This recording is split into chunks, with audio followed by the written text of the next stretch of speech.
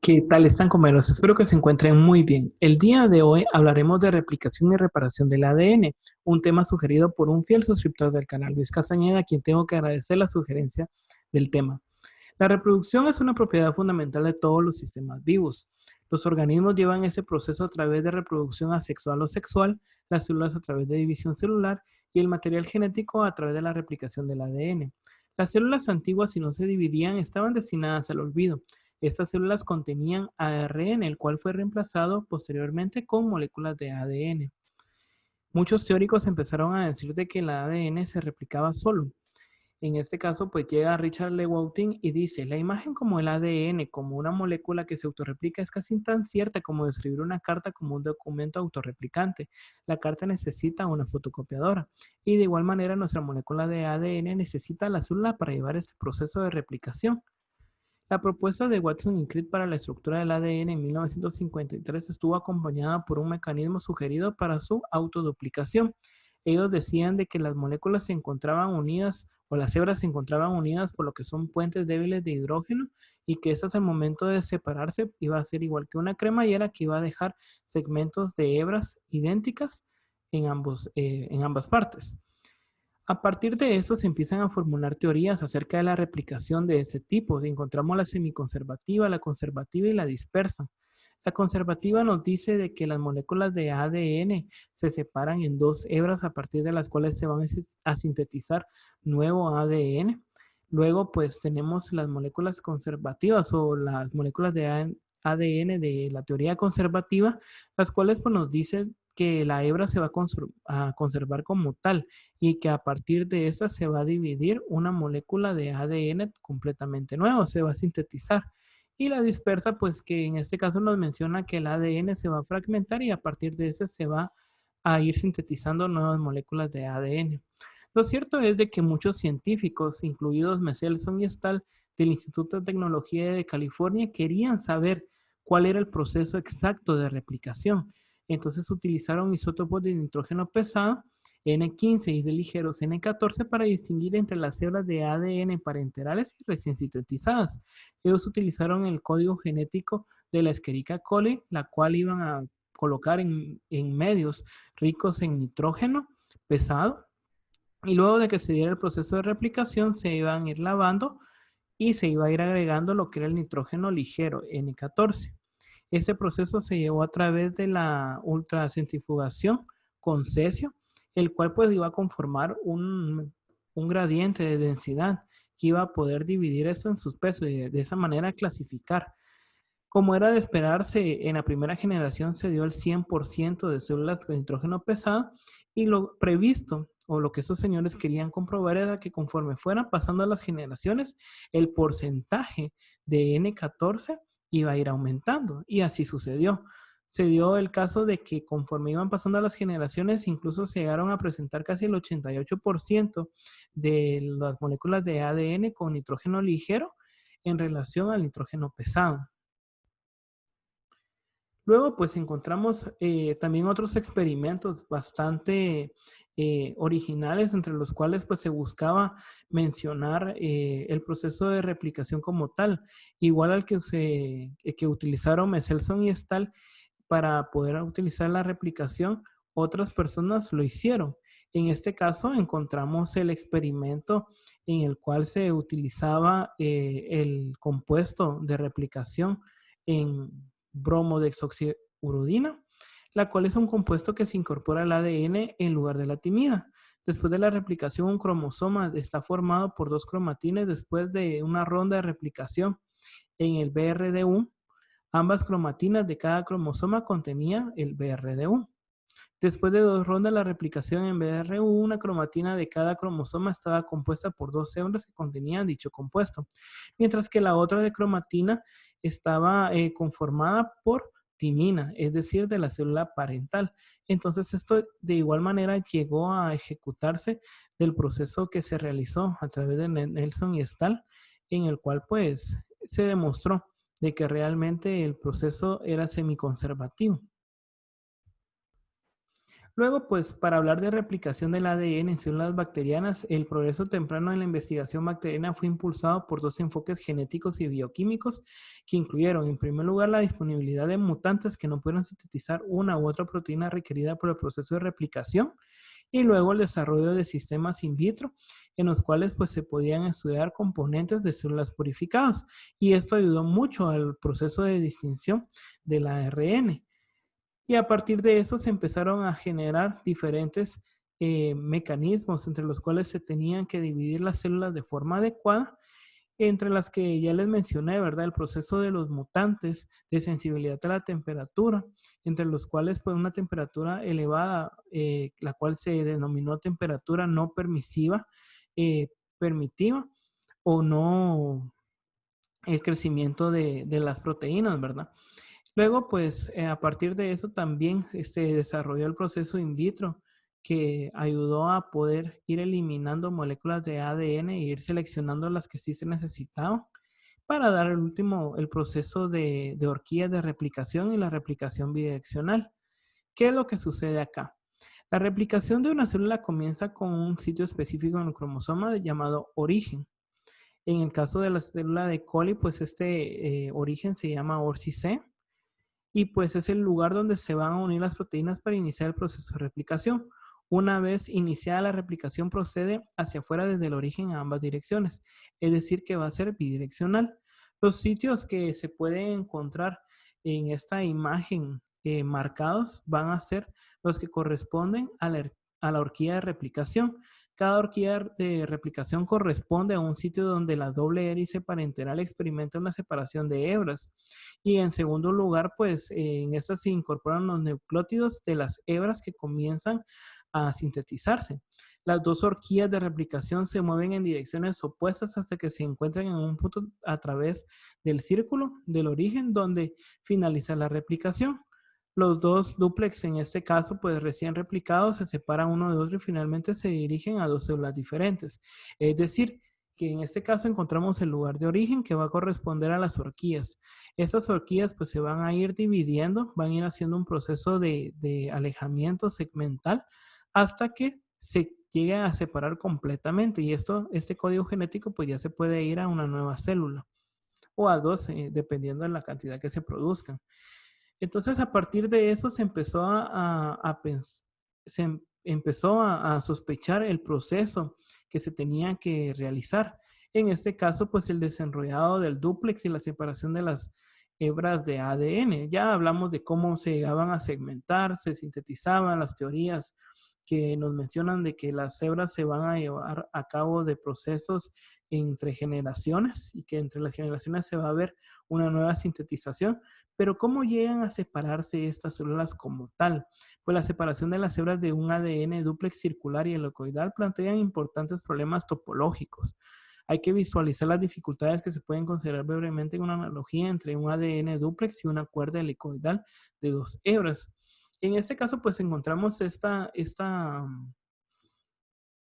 soga o esta hebra, si la quieren ver así, que se encuentra unida a un gancho o una pared. Si nosotros jalamos estos extremos, pues el proceso de todo el dúplex, que podríamos llamarle, se va a sobreenrollar. Eso tiene la ventaja de que se puede llegar a sobreenrollar sobre su propio eje y que por lo tanto puede desenredarse sin ningún problema. Con la célula no sucede esto. ¿Por qué? Porque la célula tiene una cantidad determinada de estrés que puede soportar. Hay que saber de que, por ejemplo, una molécula de E. coli, que es una de las más sencillas que existe, tiene casi 400,000 vueltas. Y esta se va a replicar en dos horquillas en 40 minutos. Entonces nos damos cuenta de que realmente el super enrollamiento que se va a dar con este proceso es grande. Entonces empezamos a formularnos, bueno, entonces, ¿cuál debe ser el proceso para que este super enrollamiento de la molécula de ADN se pueda realizar? Una enzima, en este caso que es de tipo llamada ADN girasa o una topoisomerasa tipo 2, alivia la tensión mecánica que se acumula durante la replicación de la célula, específicamente de la E. coli. Las moléculas de ADN girasa viajan a lo largo del ADN por delante de la horquilla de replicación y eliminan los superenrollamientos positivos. La ADN girasa se logra una proeza mediante la división de ambas hebras de ADN dúplex a través del segmento de ADN, a través de la ruptura de la hebra de otro lado. Y esto lo que permite también es sellar los segmentos rotos. Entonces, de esta manera, pues se logra llevar el proceso de replicación del ADN, ¿verdad?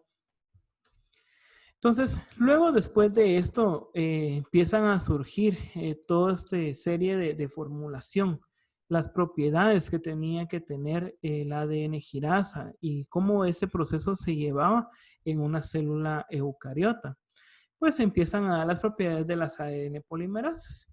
En el estudio de enzimas que se inicia en la década de 1950 por Arthur Comber, que es este señor que encontramos acá en la Universidad de Washington, en uno de sus experimentos iniciales, pues purificaron enzimas de extracto de bacterias que incorporaban precursores de ADN marcados radioactivamente en un polímero insoluble en el ácido identificado como ADN. Estos pues se dieron cuenta de que el proceso se iba a llevar a través de enzimas a través de 4 desoxirribonucleicos de trifosfato, específicamente estos que podemos encontrar acá, y que las hebras originales de ADN habían servido como plantillas para la recreación de la polimerización, es decir, que la molécula original de ADN iba a servir como medio de guía para sintetizar la nueva. Pero estos tenían que cumplir ciertos requisitos estructurales si se quería promover la incorporación de precursores marcados. ¿Cuáles eran estos requisitos? Sencillo. Tenía que ser, no podía ser una molécula de ADN intacta, sino que tenía que ser una molécula de ADN la cual ya se había separado en hebras. No podía ser ADN circular monocatenario, por el hecho de que ya mencionamos del proceso de sobreenrollamiento.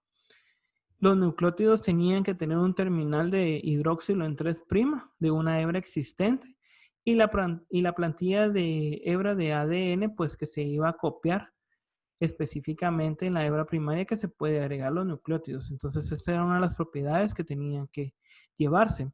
Este señor le puso su nombre a la enzima, ¿verdad? La enzima de Kornberg, pero al final se le llamó ADN polimerasa tipo 1. Aunque hay que tener en cuenta que esas ADN polimerasas no solamente existían esas, sino que esa es la de mayor tamaño.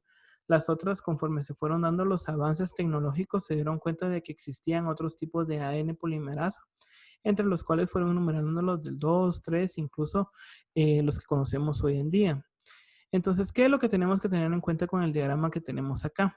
El proceso de polimerización de un nucleótido en el terminal prima, en la hebra primaria, en la enzima se empieza a seleccionar los nucleótidos para su incorporación en función a la capacidad para emparejarse con el nucleótido de la hebra plantilla.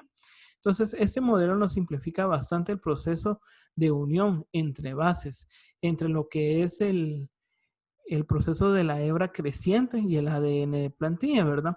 Nos da acá el ejemplo del ADN creciente que se va complementando conforme las estructuras que se van presentando o las bases nucleicas y como esto pues llega a formarse a través del ADN polimerasa y las nuevas hebras de ADN en construcción. Entonces este diagrama es muy importante que lo observen.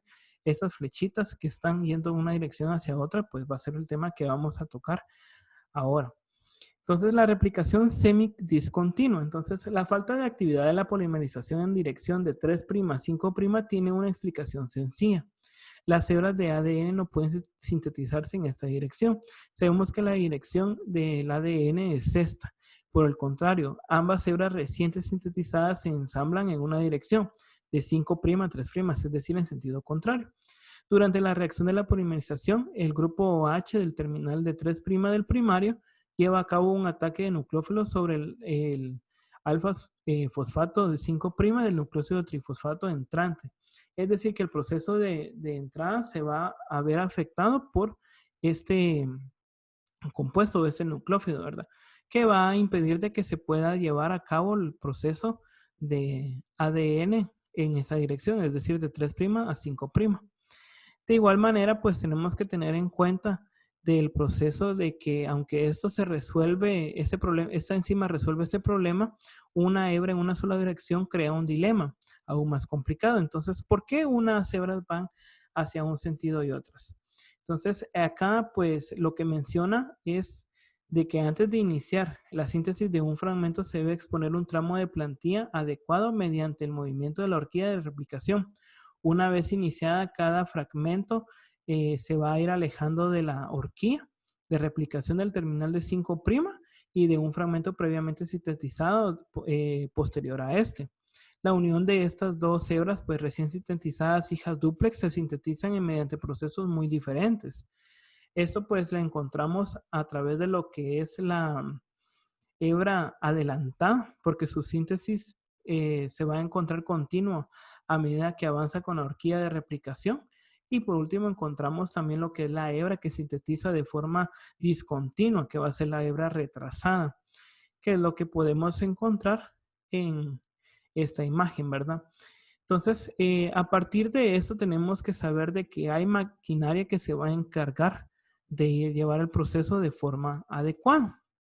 Este proceso de formación adecuada pues nos va a permitir a nosotros poder distinguir en sí cuál va a ser el proceso de replicación. Observamos acá lo que es la primasa y el ADN helicasa, a través de las cuales pues se va a dar el proceso de replicación y de secuenciación del ADN a través de las hebras. Pues encontramos la hebra retrasada que se va a ir del lado de las primasas. Esta es una secuencia de ARN primario, la cual le permite a la célula ir clasificándose conforme segmentos. Luego de que estos segmentos se ven completados, se destruye y ya se rellena el ADN con el ADN que se ha conservado. Entonces, todos estos procesos se llevan a través de subunidades específicas, ¿verdad? Tenemos la subunidad beta, la ADN polimerasa 3, que ya vimos para qué servía, el ADN helicasa, que es la que va a permitir el proceso de rompimiento de la estructura como tal, y encontramos el SSB. El SSB, pues, es la proteína ligante de ADN simple, en este caso su abreviatura en inglés, y que nos va a permitir a nosotros poder clasificar el ADN dependiendo de cómo se encuentre.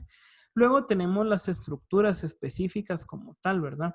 Esas estructuras que nos van a permitir a nosotros poder clasificar a la célula en relación a su función. Esos procesos de replicación pues se va a llevar a cabo de la hebra adelantada y de la hebra retrasada a través de los procesos de helicasa, que ya lo mencionamos, y pues lo que son prácticamente las abrazaderas beta y el colocador de fragmentos, ¿verdad? Estos fragmentos que les mencionaba antes en la hebra retrasada se denominan fragmentos de Okazaki. Estos fragmentos pues se llegan a observar en el proceso de replicación de ARN.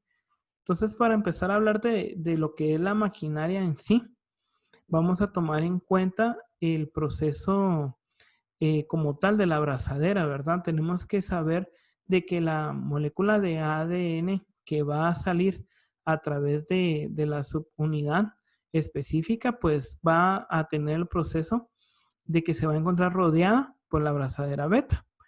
La ADN polimerasa, pues puede mover de forma progresiva un nucleótido al siguiente sin dispersarse fuera de la plantilla. La polimerasa en la hebra de la plantilla adelantada permanece unida a una sola abrazadera beta durante la replicación. Por el contrario, cuando la polimerasa en una hebra plantilla retrasada completa la síntesis de un fragmento de Okazaki, se desengancha de la abrazadera beta y se cicla en una nueva abrazadera beta, en la cual se va a ensamblar la unión de ADN para reemplazar la plantilla ARN ubicada más cercana de la horquilla de replicación. Entonces, ese es el proceso a través del cual las ADN polimerasas ejercen su función para poder ir secuenciando, ¿verdad? Luego tenemos las actividades de las exonucleasas, que eso es muy importante ya teniendo en cuenta todo lo que observamos en relación a los fragmentos de Okazaki y el proceso de replicación como tal. Entonces la mayoría de nucleasas son específicas tanto para el ADN como para el ARN, pero las exonucleasas de 5' a 3' del ADN polimerasa 1 pueden degradar cualquier tipo de ácido nucleico. La iniciación de los fragmentos de Okazaki por la primasa deja un tramo de ARN en el extremo de 5' de cada fragmento, que se elimina mediante la actividad de la exonucleasa 5' a 3' de la ADN polimerasa 1. A medida que esta enzima pues, va eliminando los procesos de ácido ribonucleico, se van gestionando la nueva unión a las bases. Es decir, de que esto permite que las bases que estaban mal emparejadas se eliminen y se asocien con las bases que deberían de corresponder. Por ejemplo, aquí observamos una base de timina unida a una guanina y sabemos de que esto no se puede llevar así. Por lo tanto, se elimina para que esta timina pueda unirse con una adenina para llevar el proceso normal de replicación. Entonces, ¿qué es lo que le garantiza a la célula llevar un proceso de alta fidelidad de replicación del ADN? La célula tiene un proceso de discriminación entre la cual pues va a utilizar el medio específico para poder sintetizarse. En este caso, sabiendo que un error cometido en la lectura de un ARN no tiene tanta importancia porque el ARN dura un poco tiempo, en cambio el ADN sí nos puede dar mucho problema porque esto va a alterar totalmente la estructura genética, ¿verdad? Entonces, este proceso de ADN como tal, lo que permite la incorporación de un nucleótido por un extremo de una hebra de crecimiento dependiendo del nucleótido trifosfato entrante. Puede formar un par de bases aceptadas por el nucleótido en la hebra de plantilla. Las distinciones entre los átomos y los ángulos de estos enlaces pues nos van a llevar a nosotros a cualquier desviación en el emparejamiento en cada sitio de la plantilla del ADN polimerasa. En las 4 posibles trifosfatos de nucleósidos entrantes, solo uno forma un ajuste geométrico adecuado en la plantilla, produciendo un par de bases, lo que ya vimos de adenina y timina, guanina y citosina, que puede caber en un bolsillo de unión dentro de una enzima. Esto es solamente el primer paso del proceso de discriminación. Si la enzima percibe, en este caso, que el nucleótido entrante es correcto, se produce un cambio de conformación, es decir, en el cual los dedos de la polimerasa giran hacia la palma, agarrando el nucleótido entrante. Este ejemplo de ajuste inducido como el que ya observaron ustedes en diferentes capítulos, pues nos permite a nosotros saber el proceso de extinción de la geometría inadecuada. Entonces, como observamos en imagen, ¿verdad? Tenemos lo que son los dedos, la palma, el pulgar y la hebra recién formada. En este caso, pues tenemos la hebra plantilla, la base mal emparejada que la vamos a encontrar acá y el sitio de exonucleasas. ¿Qué es lo que sucede? Cuando este proceso se identifica como una base mal emparejada, el cambio conformacional no se produce y lo que hace es de que esa base mal emparejada sea eliminada por el sitio de los exonucleasas de 3' a 5'. De esta manera se garantiza que los procesos de bases mal emparejadas no se lleven y que la síntesis final del código genético no esté alterado. La replicación del ADN en las células eucariotas es algo que tenemos que aprender a tener muy en cuenta, recordando lo que es el ciclo de proceso de replicación de la célula en las diferentes fases, la fase S, la fase G2, el proceso ya de la división de la mitosis, la fase G1, la G0, pues eso nos va a permitir a nosotros saber muchas cosas. ¿Por qué? Porque aproximadamente del 10 al 15% de las replicones participan activamente en la replicación en cualquier momento dado en la fase S del ciclo celular.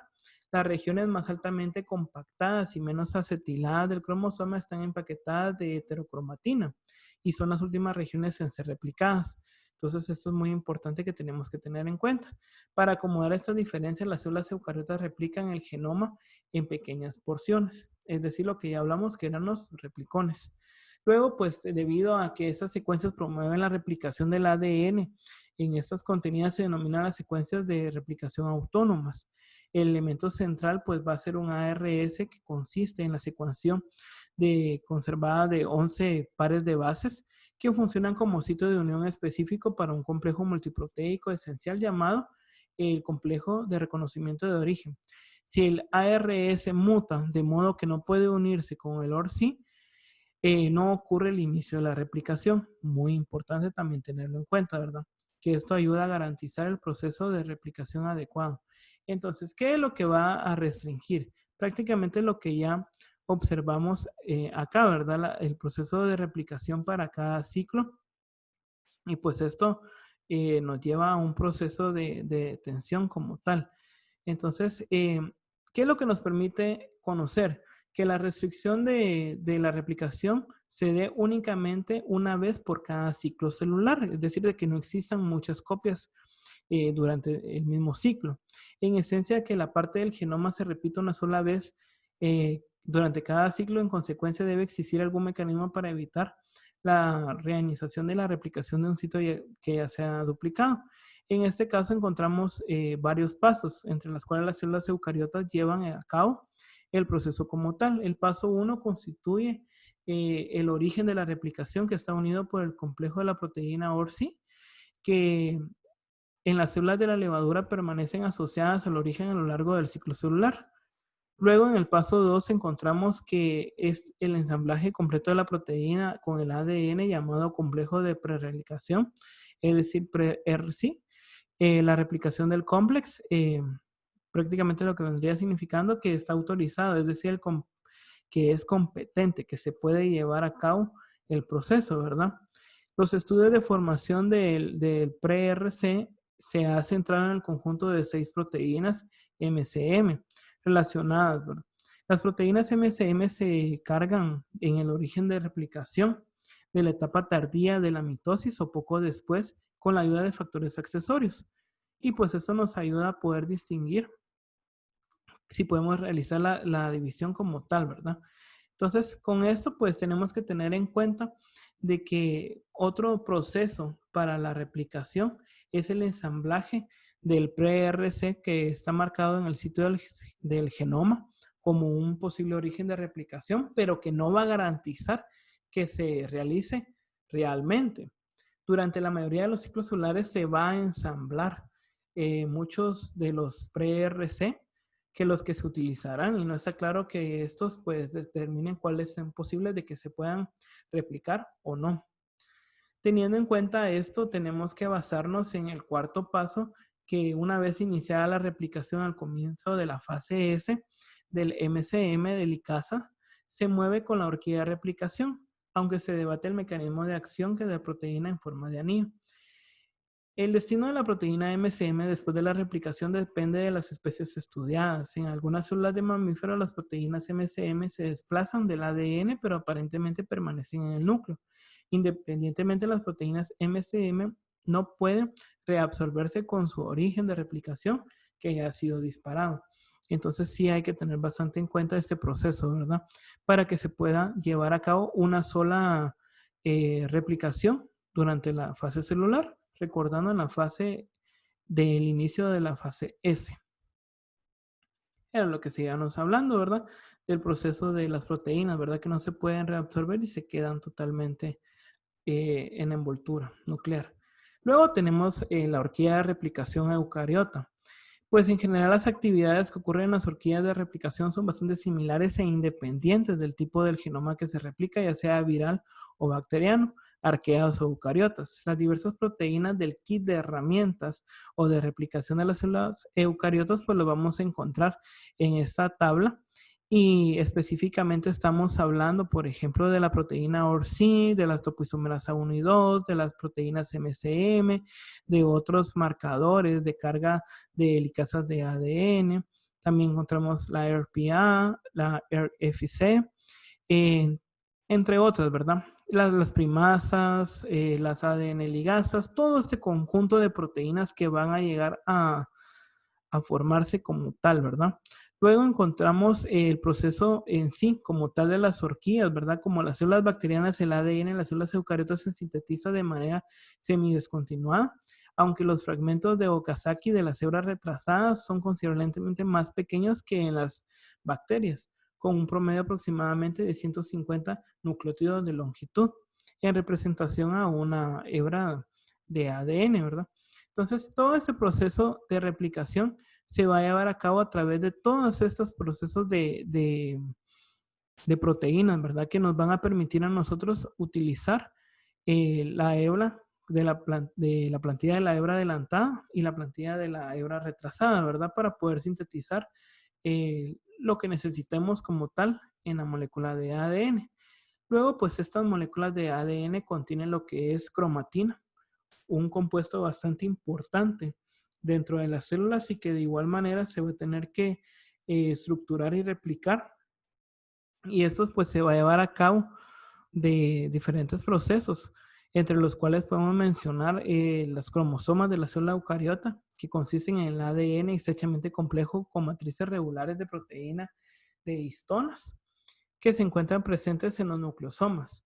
En conjunto, los nucleosomas que se forman durante el proceso de replicación se componen de una mezcla aproximadamente equivalente de moléculas de histona que se hereda del cromosoma original y las moléculas de histona que son sintetizadas recientemente, entre las cuales pues, podemos mencionar las H2A y las H2B.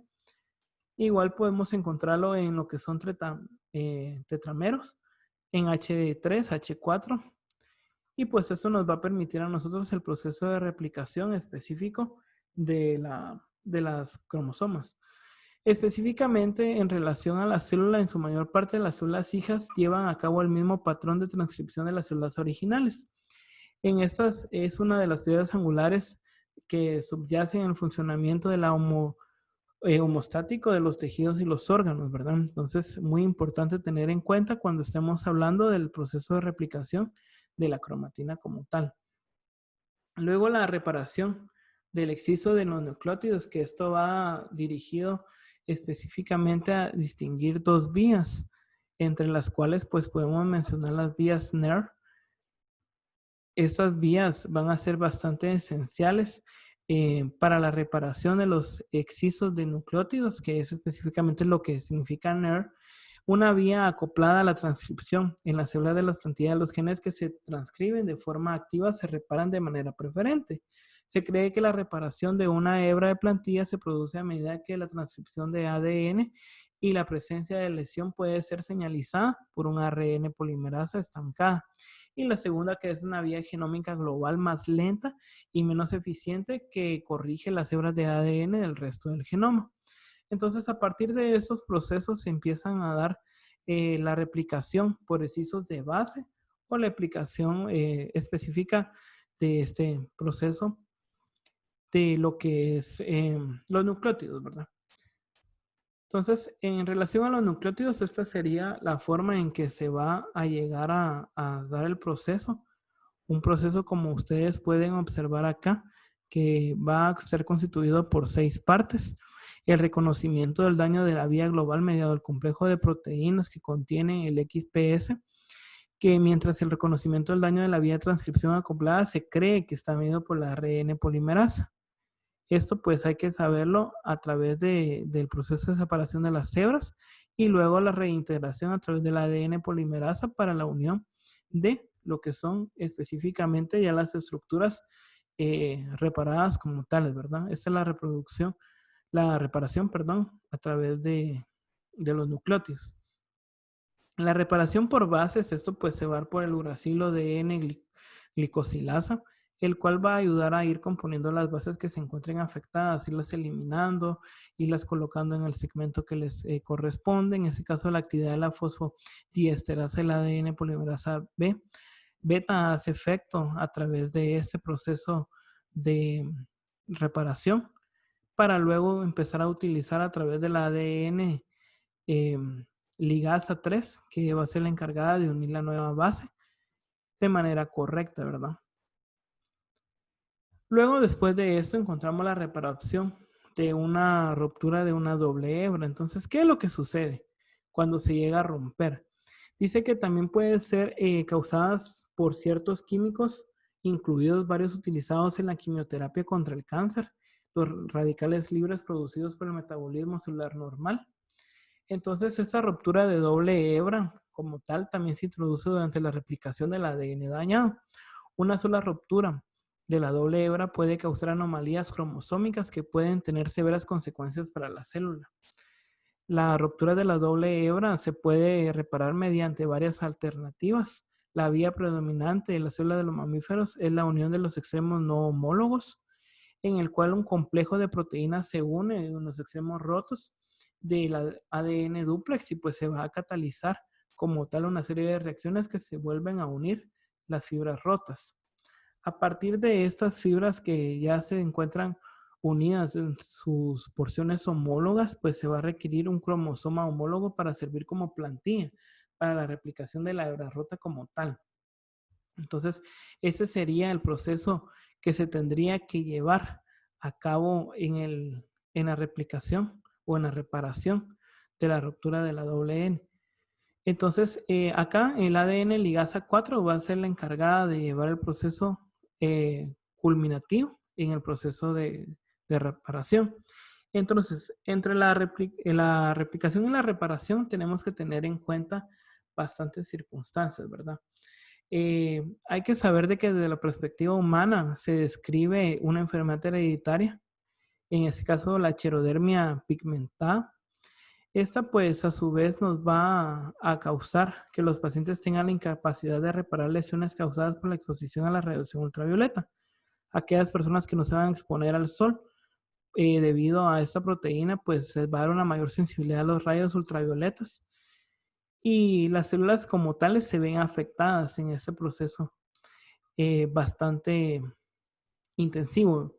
Aparte de esto, tenemos que mencionar que el proceso de reparación no se lleva de forma adecuada. ¿Por qué? Porque cuando se empezaron a estudiar las alternativas de las copias de ADN no dañados, se observó de que se daba un proceso de estancamiento del ADN desenrollado, mientras que las polimerasas se quedaban atrás con una horquilla estancada, lo que crea una región de la hebra simple que luego puede romperse o cortarse por nucleasas y recrear la ruptura de la doble hebra. Entonces, este ha sido el proceso entre los cuales se han ido determinando qué es lo que hace nuestro cuerpo para ir mediándolo. Igual hay otros tipos de enfermedades neurodegenerativas o de neurodesarrollo, entre las cuales vamos a tener bastantes afecciones complejas, como puede llegar a ser la esquizofrenia. Entonces, compañeros, este ha sido el tema de hoy. Espero que les haya gustado, espero que les haya llamado mucho la atención. Es un tema bastante extenso, son casi 23 páginas y espero que les sirva de mucho al momento de guiarse con su lectura. Me centré en los temas más principales y pues, como les digo, suscríbanse, activen la campanita, denle like a este video si les gustó. Y si tienen alguna sugerencia para un nuevo video, ya sea de otra clase, de biología, si quieren hablar de semiología, quieren hablar de cualquier tema que a ustedes les guste, no duden, dejarlo en la cajita de comentarios que yo con gusto lo leeré. Entonces, compañeros, espero que se encuentren muy bien, sigan estudiando, sigan preparándose y nos vemos. Hasta la próxima.